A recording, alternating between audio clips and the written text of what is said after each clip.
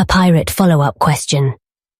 How would you address the unacceptable face of piracy, that is rape and murder, in a game?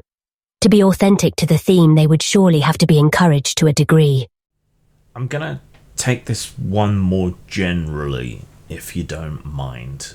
And so the question then becomes more broad in that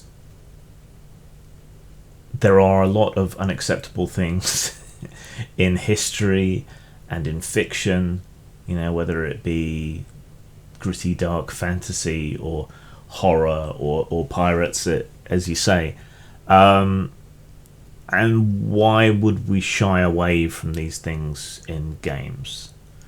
Now, we didn't so much in the 90s, of course, and you might call that edgelordery or whatever, but there was an aspirational quality to a lot of these darker games from the 90s, a desire to be more literary, to view RPGs as art as well as games, entertainments, whatever.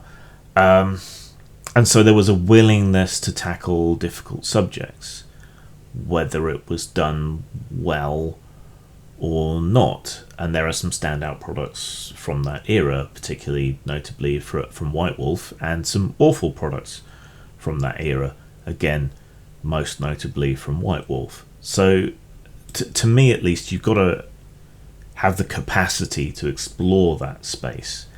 And one of the things I really, really hate about the current era of gaming is this complete unwillingness to consider the villainous viewpoint, or to include things that are bad, but not necessarily to condemn them or eliminate them within the game world.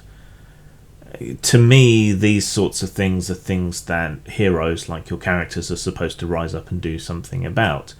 Whether it's freeing the slaves in Dark Sun, or hunting down the monster that is raping and murdering people, or whatever else the case might be. And I also don't see anything wrong with playing a villain. It doesn't say anything about you any more than watching, say, American Psycho or Fight Club, though God knows you can take that either way. It says anything about you. One of the big important things about role-playing, I think, is the ability to put yourself into someone else's shoes. Not necessarily to empathise with them, but just to try on that set of mental clothes, that fiction suit, to think and act in a way that somebody else might.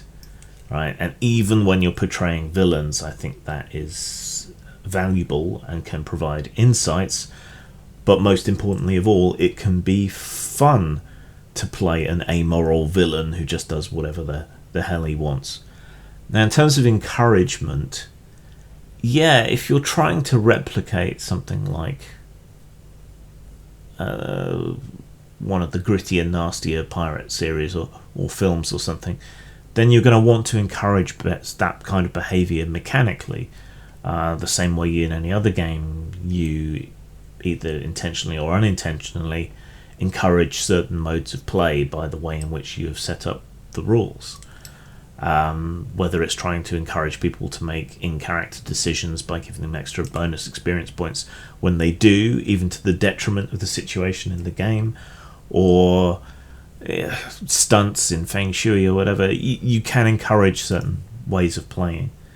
So, you could have a mechanic that grants you additional XP for rape and plunder and pillaging and murder and whatever else. We already encourage murder with the experience points.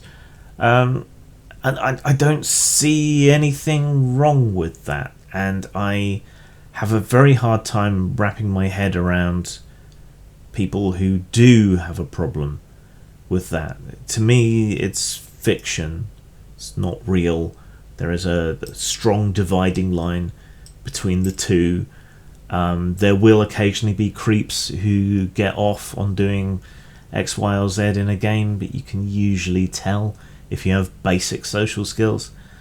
But this total hostility to even the inclusion of anything bad, even on the part of villains in games, just leaves me cold.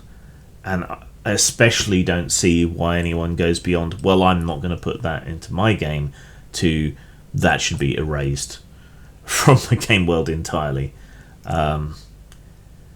Yeah, so I'm actually kind of glad that Wizards isn't looking at doing Dark Sun again, because I don't think they do it right in this current era, and I'm dreading what they're going to do to Planescape. Yeah.